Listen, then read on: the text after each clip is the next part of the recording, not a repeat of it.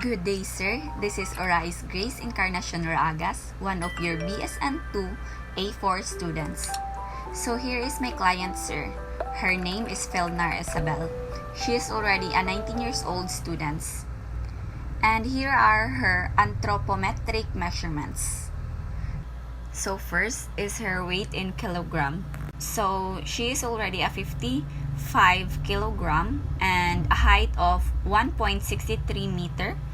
And her body mass index is 18.81. And her waist circumference in centimeter is 61 centimeter. So let's proceed on her Annex A exercise prescription. So our target or frequency is 3 times a week, and her intensity is moderate. Her resting heart rate is 82 beats, and her heart rate reserves is 76%. So for her target heart rate is 222, which is given, and 19 for her age, and 82 is from her resting heart rate. Then multiply to 0.76, which we get it from the target heart rate, and plus the 82 of her resting heart rate, so it's equal to 172. So for her HR at high interval is 172 beats per minute. So for her low interval is 222 minus 19 her age again, and 82 from resting heart rate, then multiply to 0.38. So we get that 0.38 from the 76, which we divide into 2, so we get 38. So then plus to 82 from the resting heart rate, then it's equal to 125 beat per minute. Her Borg rate of perceived exertion is 15. And for her time, in warm-up, I gave her 5 minutes at low interval. The stimulus is 31 minutes. For the cool-down is 5 minutes at low interval. And for the number of cycle is 4.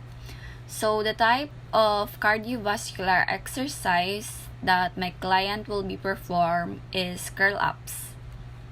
And here is the outline of her moderate intensity interval, which I put that as a mark for her 5 minutes and 4 minutes for the low and high interval. So for her THR, she got 172 per beat, and for 1/2 of HRR is 127. So that's her outline for the moderate intensity interval. And the next one is the muscular resistance. So the first is the age of my trainee, which is 19, and her goal is to increase hypertrophy. The volume is moderate, and the frequency is 3 times a week. And the session or the duration of her exercise for the muscular is 30 minutes, including the warm-up and cool-down. Also, here are her warm-up stretches. First is the arm across stretch, the squat stretch, and the abdomen stretch. So for the duration, I gave her 30 seconds for the 3 warm-up stretches. So for the sets, I gave her 2 sets and no repetition because I already gave her the duration. So let's proceed for her exercise. So for her exercise, I give her 4 types of exercise. First is the clamshell, shoulder stretch, lunge, and squat. And for the clamshell and shoulder, I gave her 2 sets, and for the lunge and squat, I gave her 3 sets. And for the repetition, I gave her 10 for the 4 exercises.